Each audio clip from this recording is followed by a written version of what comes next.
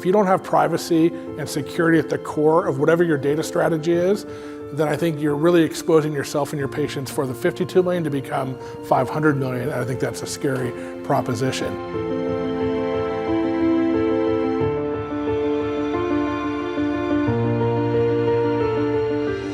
I had spent most of my adult career over the last decade in cybersecurity and in privacy. And as I came to the healthcare industry more broadly, I realized there's nothing really connecting all the different kinds of information and data that could make precision health and precision medicine a real thing for you. You have to make some assumptions as a leader. There's no perpetually good company and there's no perpetually good industry. You have to constantly reinvent yourself, and you have to particularly do it when everyone's telling you how great you are. And so we're looking, like most companies, around how AI, both for capabilities we can build and making sure that we're in the forefront of thinking about how they can be applied and how can they really make a difference.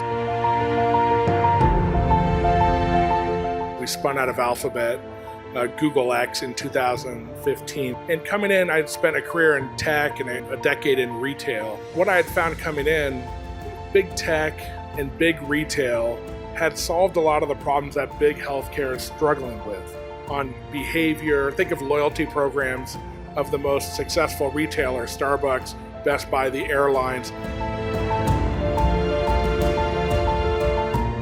There needs to be alliances. Public, private, academia, individuals need to work together to create over time a much better posture for bad actors to have to go against, but also force them to understand what is the real important data of a company. Do I treat my medical record the same as I treat my credit card statement? And we can put a lot more controls once you have that identity done in your organization or your health system.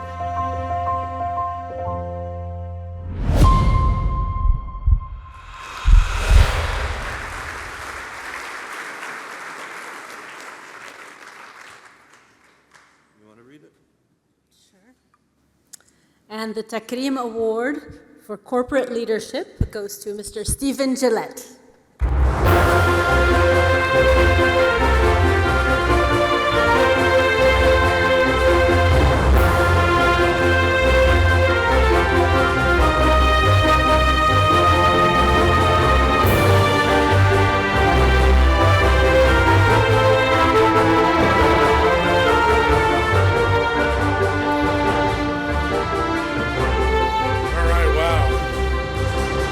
I didn't prepare any formal remarks, but I got inspired by the people that went before me.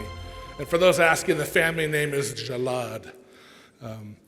My story starts with my father, who was born in a small village in Tripoli, Lebanon, what they call Trablos, Elmina. And 60 years ago, he came to Houston and started his journey in America. He didn't speak English. I think Arabic and French were the two languages he spoke.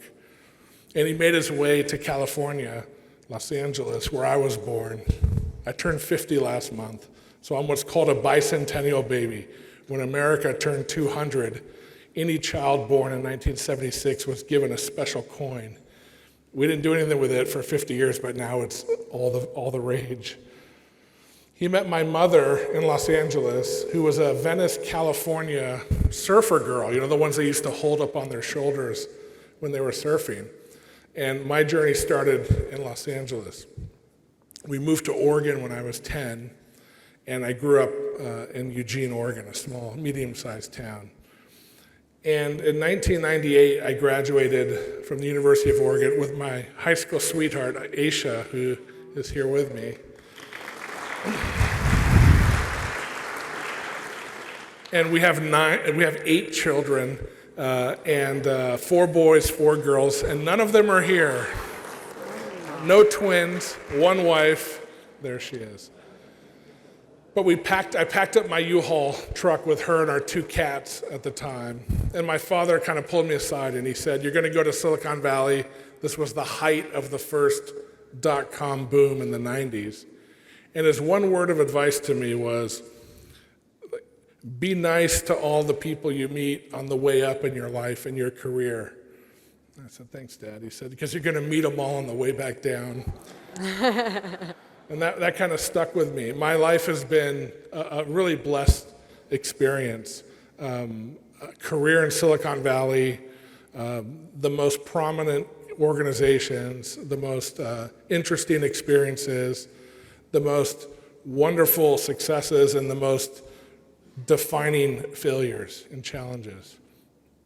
And as I get this award, I look back on my family, growing up, and we would get on the phone and talk to the family in Lebanon, where I still have a lot of the family.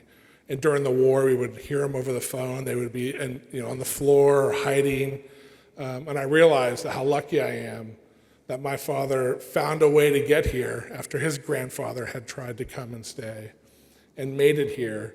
Because that story and that experience is ultimately the American dream that some of these other speakers talked about. We bring a culture, we bring a richness, we bring a history, and as we get born and we live outside of where the parents came from, I try to hold on to that. I try to be proud of it. I go back, I bring the family, and I try to really make it a part of our lives.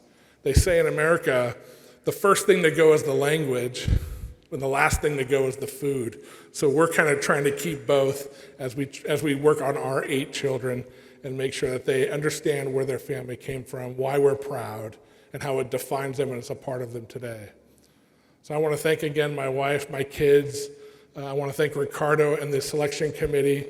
I'm humbled, and I'll do my best to keep representing our culture, our history, and being a part of this fabric and this story called America. So thank you.